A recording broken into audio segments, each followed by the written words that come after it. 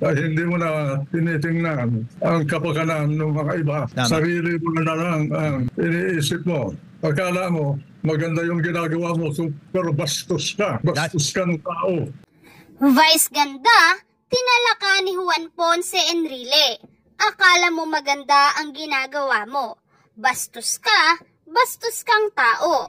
Binasag ni Chief Presidential Legal Counsel Juan Ponce Enrile ang TV host comedian na si Vice Ganda dahil sa umano'y sobrang kabastusan nito. Ito'y kaugnay pa rin ng nagawang violation ng komedyante at ng partner niyang si Ayon Perez sa kanilang programang It's Showtime sa ABS-CBN. Nagkomento si Enrile matapos patawan ng 12-day suspension ng It's Showtime ng Movie and Television Review and Classification Board o MTRCB dahil nga sa pagsubo ni na Vice at Ayon Perez ng icing gamit ang kanilang daliri sa Isip Bata segment ng programa noong July 25.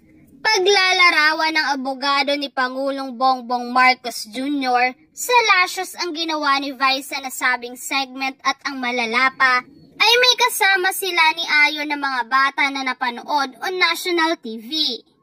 Ang problema dito sa bansa natin kung meron kang power, political, social, economic or whatever, halos hindi mo na iniisip yung kapwa.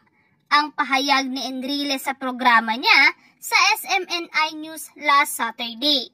Patuloy pa niyang pambabasag sa komedyante. Ang binigay na katangian mo sa lipunan ay hindi mo na tinitingnan ang kapakanan ng mga iba. Sarili mo na lang ang iniisip mo. Akala mo maganda ang ginagawa mo, pero bastos ka. Bastos kang tao. Dugtong pa ng dating senador. Sabi pa ni Enrile, matagal na niyang napapanood si Vice sa TV at kahit kailan ay hindi niya talaga gusto ang style nito sa pagpapatawa. Hindi lang walang decency kundi abusado. Alam ko na mapagpataway ang binabanggit mo na babae, Vice, magmula pa ng araw ganyan na yan. You're earning your living and popularity sa kabastusan. Matatanda ang nanindigan ng ABS-CBN na walang nilabag na batas ang nasabing noontime show kaya aapila sila sa MTRCB para mabago ang resolusyon. Kung ibabasura naman ang kanilang motion for reconsideration, maaari pa silang umapila sa Office of the President.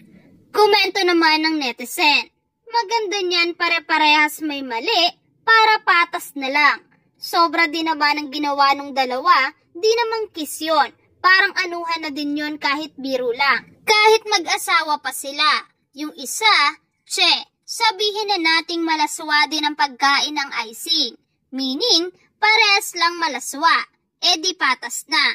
Dapat parehas mawala ng ere ng 12 days. Di patawan yung isa kasi siya namumuno sa MTRCB.